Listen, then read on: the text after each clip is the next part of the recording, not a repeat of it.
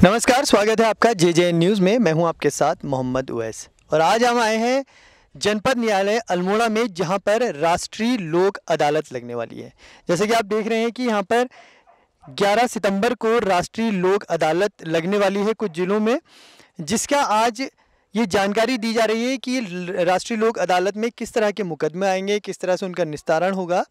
और ये भी कहा जा रहा है कि जो न्यायालयों में कोरोना के चलते और अन्य वजहों से जो एक बोझ हो गया है मुकदमों का, जो लंबित मामलों का एक बोझ हो गया, उसको हल्का करने की कहीं ना कहीं ये मुहिम है। तो चलिए बात करते हैं अंदर जिला विधिक सेवा प्राधिकरण के सचिव से।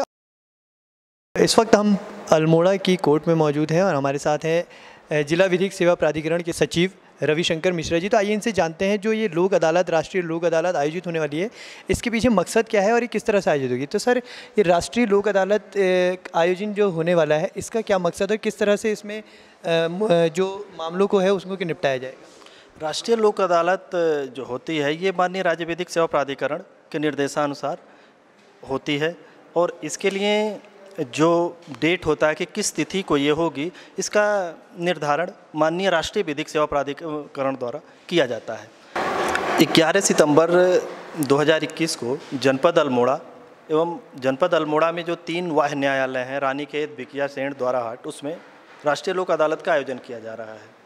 राष्ट्रीय लोक अदालत में जो मामले निस्तारित होते हैं, वो पक्षकार जो होते हैं केस के, उनके बीच सुलह समझौते के आधार पे वो निस्तारित होते हैं और जो निस्तारण होता है लोक अदालत में, उसके आधार पे एक पंचाट बनता है। जैसे न्यायालय द्वारा निर्णय किया जाता है, वैसे ही लोक अदालत द्वारा पंचाट बनाया जाता है। पंचाट की जो एक विशेषता है वो ये है कि पंचाट अंतिम होता है। उस पंचाट के विरुद्ध अपील नहीं की जाती और लोक अदालत में जो मामले निर्णित होते हैं उसमें कोई भी पक्ष ना जीतता है ना हारता है, क्योंकि वे आपस में सुलह समझौते के आधार पर उसका निस्तारण करते हैं और दोनों पक्ष विजयी मुद्रा में होते हैं। इसके अतिरिक्त लोक अदालत में जो कोर्ट फीस न्यायालय में दी गई होती हैं, वे मामले निस्तारण के उपरांत उस व्यक्ति को जिसने कोर्ट फीस अदा किया है उसे वापस कर दिया जाता है। तो जो सबसे महत्वपूर्ण भूमिका है लोक अदालत की, वो मामले त्वरित निस्तारित होते हैं, दोनों पक्षों के बीच सुलह समझौते के आधार पर निस्तारित होते हैं और उनके बीच जो विवाद है वो अंतिम रूप से समाप्त हो जाता है।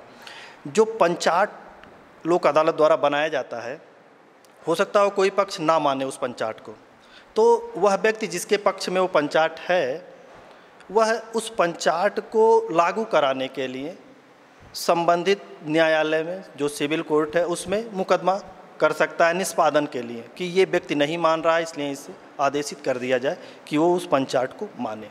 क्योंकि जो पंचाट होता है उसका वही बल और प्रभाव होता है जो सिविल न्यायालय की डिक्री का होता है। कोरोना काल में जो जिस तरह से लंबित मामले हो गए, वो भी एक इसकी वजह कहीं ना कहीं मानी जा सकती है। ये भी मानी जा सकती है। हालांकि ये जो लोक अदालत होती है, ये कोरोना से पहले भी हो रही थी। राष्ट्रीय लोक अदालत जो है वो कोविड-19 के संक्रमण से पहले से भी हो रही थी, लेकिन ये भी एक कारण हो सकता है। आंकड़े हैं कि कितने मामले इस राष्ट्रीय लोक अदालत में आएंगे? ये अभी तो आंकड़े दे पाना थोड़ा मुश्किल है, क्योंकि 11 सितंबर को जो लोक अदालत है, तो अभी हम लोगों को यही बता रहे हैं कि आप 10 सितंबर तक जो भी उनके मामले हैं उसको लोक अदालत बेंच को संदर्भित कर सकते हैं। तो इसलिए अभी तक तो जो हमारे पास आंकड़े उपलब्ध हैं वो 91 केसेस के हैं जो लोक अदालत में संदर्भित किए गए हैं अभी तक फिलहाल। लोक अदालत कितने समय बाद हुई है? ये जुलाई में हुई थी, उसके बाद फिर अब हो रही है राष्ट्रीय लोक अदालत। मान लीजिए अभी आपने 91 केसेस बताए, बढ़ जाते हैं तो लगभग सभी मामलों का निस्तारण हो जाएगा ना? नहीं, फिर ये निर्भर कर रहा है कि पक्षकार कितने मामलों में सुलह समझौते के आधार पर निस्तारित करा रहे हैं।